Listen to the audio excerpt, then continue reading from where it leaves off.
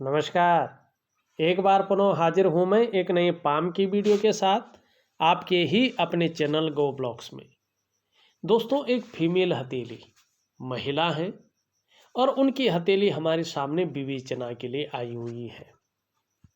देखिएगा, जो हमारी ये इंडेक्स की फिंगर होती है, इसके नीचे का जो ये भाग होता है, ये जुपिटर का माउंट कहलाता है, बृहस्पति।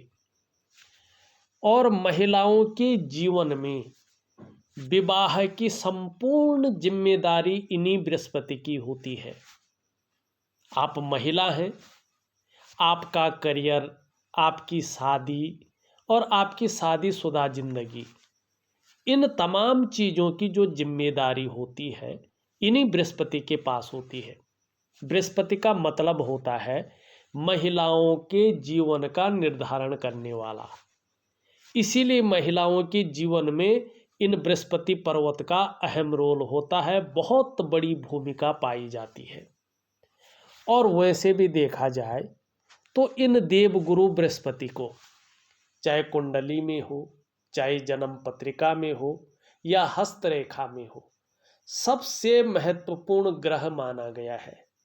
जो हमारे जीवन में सबसे ज़्यादा शुभ है न, जरूरी है न, चाहे वो ज्ञान हो, आपके पास कितना भी ज्ञान हो, लेकिन बृहस्पति इस तरह से अनबैलेंस हो, मानी यहाँ पे देखो बहुत ज़्यादा फूल गया है, अच्छा नहीं माना जाता है। ऐसे में ये कहीं ना कहीं जो है जीवन में तकलीफ देता है। ऐसी स्थिति हो या बहुत बैठा हुआ हो, इसमें जो है जाल बन रहा हो, कालापन लिए हुए हो, या इसमें तिल हो, तो कहीं ना कहीं ये चीज़ें जो है अच्छी नहीं मानी जाती हैं। यहाँ पे ये बहुत ज़्यादा उभर गया है, तो आपके पास कितना अच्छा नॉलेज हो, उसका फ़ायदा उस रूप में नहीं मिल पाएगा। और ऐसी स्थिति आती है तो व्यक्ति का विवाह समय पर नहीं हो पाता है, मानी रिश्ता बन ही नहीं पाता है। अगर विवाह हो भी गया हो तो जो वैवाहिक स्थिति है उसको अच्छा नहीं माना जाता है, ठीक से नहीं चल पाता है। चाहे संतान हो, संतान को लेकर दिक्कतें आती हैं, चाहे पैतृक संपत्ति हो। ऐसी स्थिति में अगर आपके पास कितनी भी पैतृक संपत्ति है, वो या तो विवाद में फंस जाती है या तो ऐसी अड़चनें आ जाती हैं कि उसका फायदा नहीं मिल पाता हो। चाहे धन हो, कहीं ना कहीं जो है धन को लेके बाधाएं आती हैं, मुश्किलें आती हैं। और दूसरी बात है, जो लोग आपसे उम्र में या योग्यता में बड़े हैं, वे लोग सपोर्ट नहीं कर पाते हैं, क्योंकि बृहस्पति कमजोर होता है। और कहीं ना कहीं बृहस्पति बहुत ज़्यादा पुष्ट हो जाए तो ईगो प्रॉब्लम व्यक्ति नहीं समझ पाता है, लेकिन व्यक्ति के अंदर आ जाती है। और जो खाने की प्रवृत्ति है ना, ऐसा व्यक्ति भोजन प्रिय ज़्यादा होने बैठ जाता है, हर समय खाते रहने की प्रवृत्ति आ जाती है, पता नहीं चलता है। और जो तमाम प्रकार के सुख हैं मानव जीवन के लिए चाहिए ही चाहिए, वो सुख प्राप्त नहीं होते हैं। कहीं ना कहीं ऐसे लोगों को समय पर एक शिक्षक नहीं मिलता है, गुरु नहीं मिलता है, माने एक सही रास्ता दिखाने वाला नहीं मिलता है। और कहीं ना कहीं जीवन में बड़ा संघर्ष ऐसे लोगों को करना पड़ता है, अपने आप को अकेला महसूस करते हैं अगर इस प्रकार से बृहस्पति हो। और यहाँ पे बृहस्पति इसी प्रकार से दिखाई दे रहा है।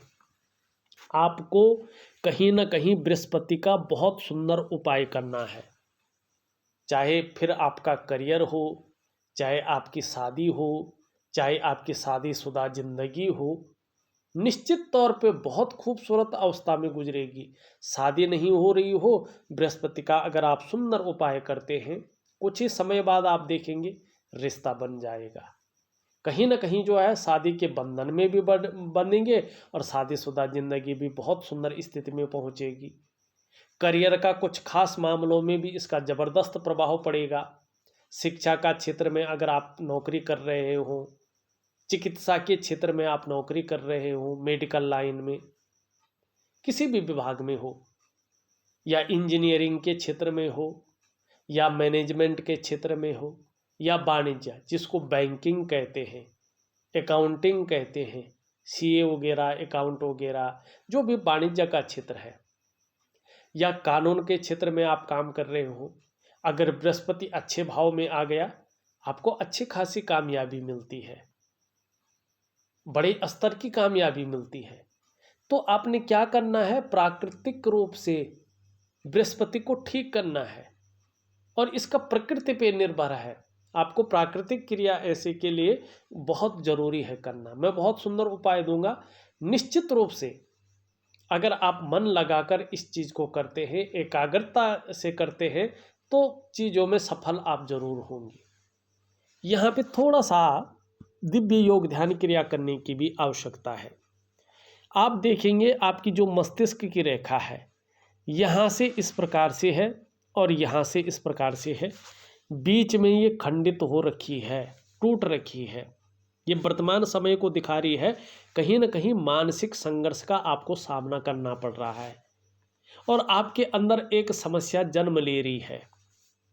आप पहले कार्य शुरू करते हैं और उसे कहीं ना कहीं परिस्थितिवश बीच में ही छोड़ देते हैं। इस प्रकार की समस्या आ रही है। प्रारंभ से लेकर अंत तक एकाग्रचित होकर कोई भी काम नहीं कर पाएंगे।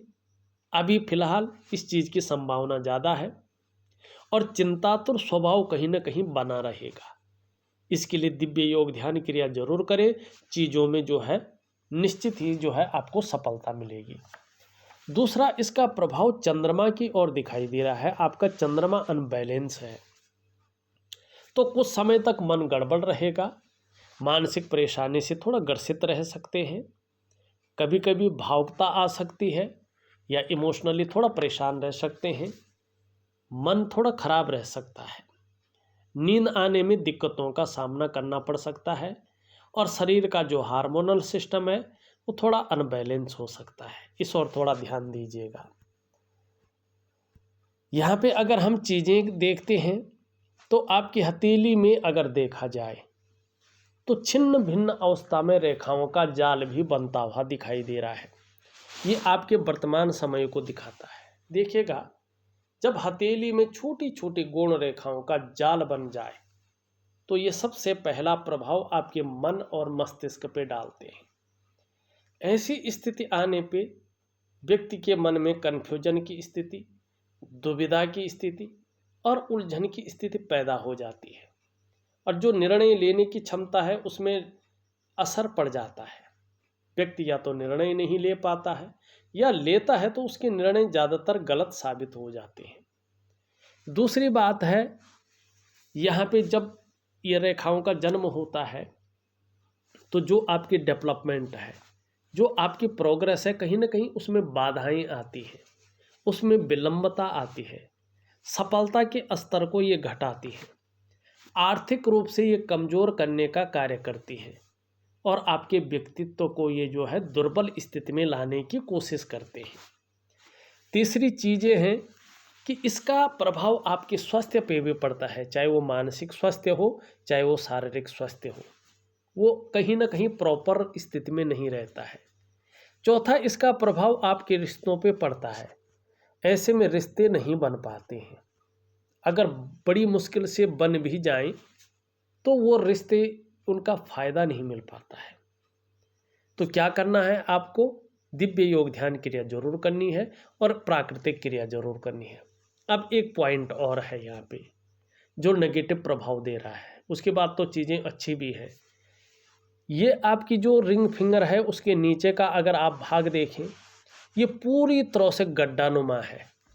इसका मतलब है कि आपका सूर्य पूरी तरह से ऊर्जा प्रोवाइड नहीं कर पा रहा है, जिसके कारण कहीं ना कहीं जो प्रयास आपके द्वारा हो रहे हैं वो सफल नहीं हो पा रहे हैं, या परिवार से जो आपके लिए प्रयास किए जा रहे हैं कहीं ना कहीं उनमें बाधाएं आ रही हैं, उनमें अड़चनें आ रही हैं, वो प्रयास सफल नहीं हो पा रहे हैं। चाहे आपके रिश्ते के लिए हो, चाहे करियर के लिए हो, चाहे आपके स्वास्थ्य के लिए हो, जो प्रयास आपके लिए किए जा रहे हैं वो सफलता की स्थिति में नहीं पहुंच पा रहे हैं। जो आपके अंदर क्वालिटी है, जो आपके अंदर योग्यता है, वो चीज़ें उभर कर नहीं आ पा रही हैं, निखर कर के नहीं आ पा रही हैं। एक सहजता से, एक सरलता से रास्ता नहीं मिल पा रहा है। और जो परिश्रम आप कर रहे हैं, जो मेहनत आप कर रहे हैं, उसका जो श्रेय है, जो क्रेडिट है, वो आपको नहीं मिल पा रहा है। क्योंकि आपके जो शारीरिक चक्र है वो पूरी तरह से सूर्य के चक्रों के साथ तालमेल में नहीं है, जिसके कारण चाहे मानसिक हो, चाहे शारीरिक स्वास्थ्य हो, चाहे जीवन की वास्तविक खुशहाली हो, चाहे उत्साह हो, चाहे ऊर्जा हो, इन चीज़ों की कहीं ना कहीं आपको चिंता करनी पड़ रही है। ये चीज़ें आपके साथ नहीं है। क्या करना चाहिए? ऐसे लोगों को एकाग्रचित्त होकर के मन से दिव्य सूर्य क्रिया करनी चाहिए। अगर आप दिव्य सूर्य क्रिया अनुशासन से करती हैं, एकाग्रचित्त होकर करती हैं, तो निश्चित रूप से धीरे धीरे आपके जो शारीरिक चक्र हैं वो सूर्य के चक्रों के साथ परस्पर तालमेल में आ जाएंगे और उसका प्रभाव आपके जीवन के तमाम आयामों पे पड़ेगा। जहां आपकी शारीरिक स्वास्थ्य बेहद अच्छा होगा, वहीं आपका मानसिक संतुलन परफेक्ट होगा और आपका जीवन कहीं ना कहीं सहजता से चलेगा। फिर चाहे वो शारीरिक स्वास्थ्य हो, चाहे जीवन की वास्तविक खुशहाली हो, चाहे उत्साह हो, चाहे ऊर्जा हो, इन चीज़ों की आपको चिंता नहीं करनी पड़ेगी। ये चीज़ें हमेशा आपके साथ रहेंगी और इस चीज़ को जरूर करिएगा, निश्चित ही सफलता आपके हाथ लगेगी। जीवन की रेखा इस तरह से दिखाई दे रही है। अगर ध्यान से देखें तो ये केतु की तरफ जा रही है। देखिएगा, जो मैंने प्रैक्टिकल रूप में देखा है, ऐसी जीवन रेखा वाले जो लोग हैं उनकी तरक्की अपने जन्म स्थान से दूर होती है। जन्म स्थान में रहकर ये लोग तरक्की नहीं कर पाते हैं। दूसरी बात, ये लोग कितने भी उच्च स्तर पे पहुंच जाएं, लेकिन उसके पीछे संघर्ष इनका रहता है, उतार चढ़ाव इनको झेलने पड़ते हैं और कई बार अस्थिरता का सामना भी ऐसे लोगों को करना पड़ता है अपने जीवन काल में। लेकिन फिर भी उच्च श्रेणी में पहुंचते हैं, ये निश्चित है। मान सम्मान प्रतिष्ठा वाली जगह पे पहुंचते हैं, इसमें कोई दो राय नहीं है। लेकिन उसके पीछे उनका संघर्ष रहता है, जीवन का उतार चढ़ाव रहता है, जीवन में अस्थिरता का पल देखा हुआ होता है।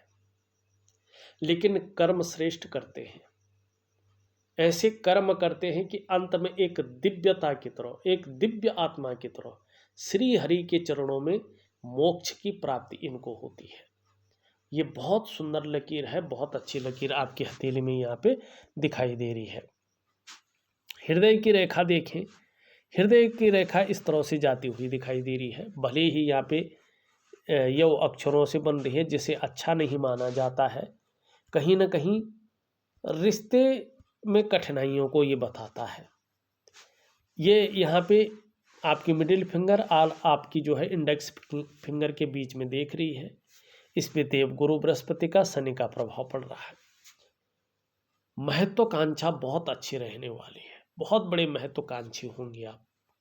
आपकी सोच बहुत आगे बढ़ने की रहेगी और इच्छा एक टॉप लेवल तक पहुंचने की रहेगी और उसके लिए बहुत ज़्यादा मेहनत भी करेंगी, परिश्रम भी करेंगी और इन किन प्रकारेण आप उस लक्ष्य को भी हासिल करेंगे, ये दिखाई दे रहा है।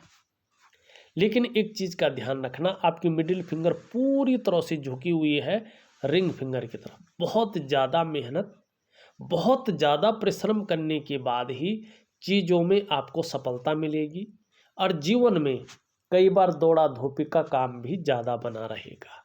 ये आपकी हथेली यहाँ पे कह रही है। ये उंगली देखें तो पूरी तरह से झुकी हुई है, कर्व ले रही है मिडिल फिंगर की तरफ। यश पाने की इच्छा, नेम फेम पाने की इच्छा तो बनी रहेगी, साथ साथ में धार्मिक भावनाएं भी बड़ी मात्रा में रहेंगी, ईश्वर के प्रति श्रद्धा भावना रहेगी। इसके बारे में हमने बता दिया है।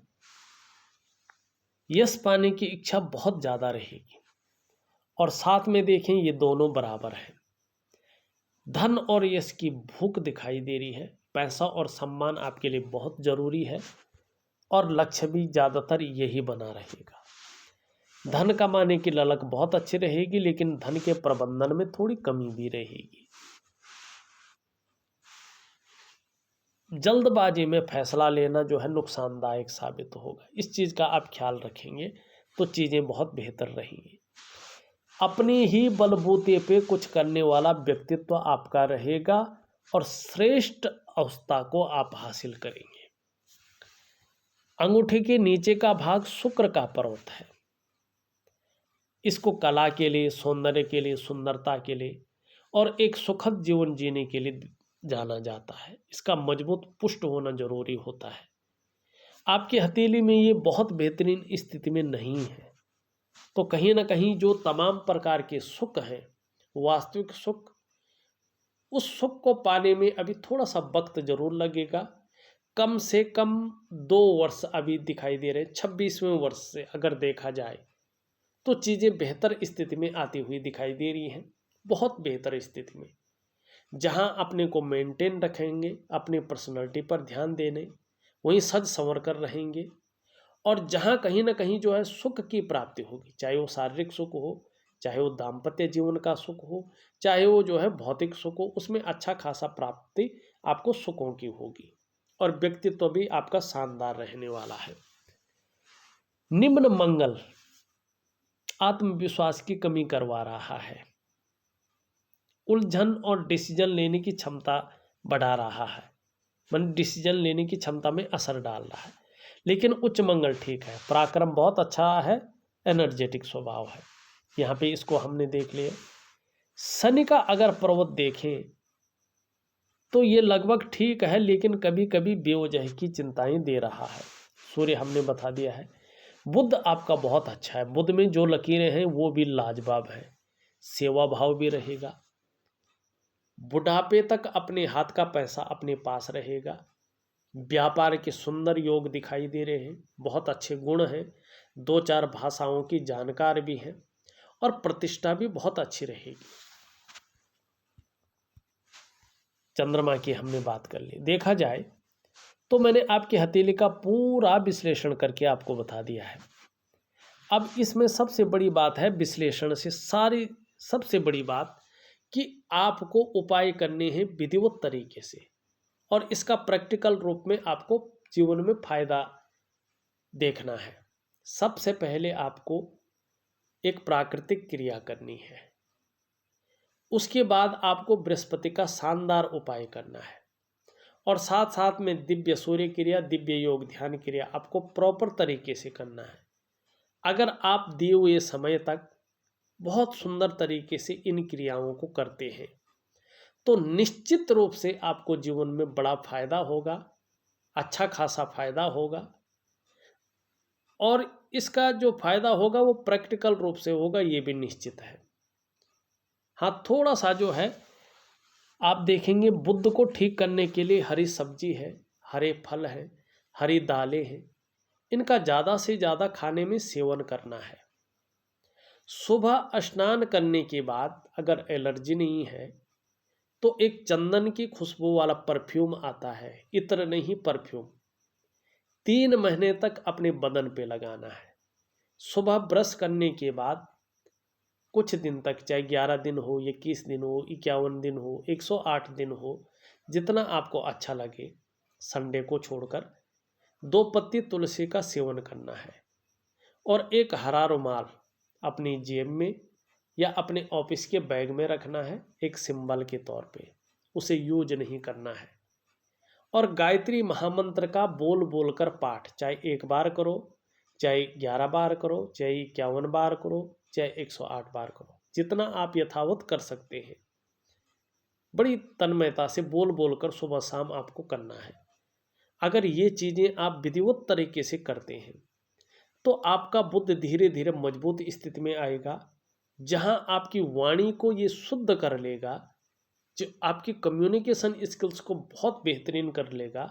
वहीं ये पैकेजिंग का मालिक है, त्वचा की जो वास्तविक सुंदरता है, एक आकर्षण वाला सुंदरता आपको देगा और पूरे व्यक्तित्व को बदल के रख लेगा, और इसका ज़बरदस्त फायदा आपको अपने जीवन काल में मिलेगा।